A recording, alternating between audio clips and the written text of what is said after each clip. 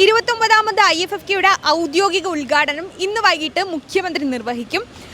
അപ്പോൾ നമ്മുടെ കൂടെ ഇന്ന് അടയാർ ഫിലിം ഇൻസ്റ്റിറ്റ്യൂട്ടിൽ നിന്നും വന്നിട്ടുള്ള രണ്ട് മിടുക്കന്മാരുണ്ട്. നമുക്ക് അവരോട് ഇത്തവണത്തെ IFFKന്റെ പ്രതീക്ഷകൾ എന്തൊക്കെയാണെന്ന് ചോദിക്കാം. എങ്ങനെയാണ് രണ്ടുപേരും പേര്? ആനന്ദ്.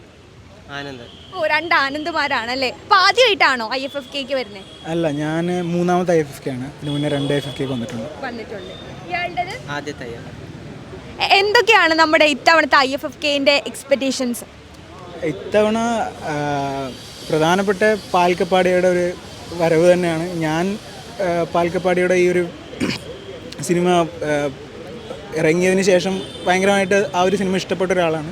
അപ്പോൾ പാൽക്കപ്പാടിയോട് വരുന്നുണ്ട്, സ്പിരിറ്റ് ഓഫ് സിനിമ അവാർഡ് കിട്ടിയിട്ടുണ്ടെന്നൊക്കെ അറിഞ്ഞപ്പോൾ എന്തായാലും വരണം, ഒന്ന് കാണണം എന്നൊക്കെ ഉണ്ടായിരുന്നു. പിന്നെ അതിന് പുറമെ ഇതിന് മുന്നേ 2 പ്രാവശ്യം വന്നപ്പോഴും വളരെ മികച്ച അനുഭവമായിരുന്നു. ഒരുപാട് നല്ല സിനിമകളുണ്ടായിരുന്നു, അതുപോലെ തന്നെ അത്ര നിലവാരമില്ലാത്ത പടങ്ങളുണ്ടായിരുന്നു. അപ്പോൾ അതിൽ നിന്നും കുറേ കാര്യങ്ങൾ പഠിക്കാം.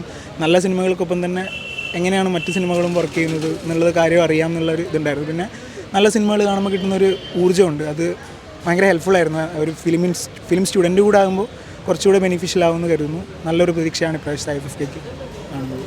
കഴിഞ്ഞ 2 തവണത്തേക്കാളും ഇത്തവണ ഫിലിം സെലക്ഷനിൽ എന്തെങ്കിലും പ്രത്യേകതകൾ ഫീൽ ചെയ്തിരുന്നോ? മലയാളം സിനിമ ടുഡേയിൽ കുറച്ചുകൂടെ എക്സ്പെരിമെൻ്റൽ കണ്ടപ്പോൾ ഒരു എക്സ്പെരിമെൻ്റൽ ടൈപ്പ് ഓഫ് പടങ്ങൾ കൂടുതൽ എടുത്തതായിട്ട് തോന്നിയിട്ടുണ്ട്. കൂടുതൽ അറിയില്ല, കണ്ടറിയേണ്ടിയിരിക്കുന്നു പടങ്ങൾ. അപ്പോൾ ഏതെങ്കിലും സിനിമ കാണണമെന്ന് നോട്ട് ചെയ്തിട്ടൊക്കെ ഉണ്ടോ?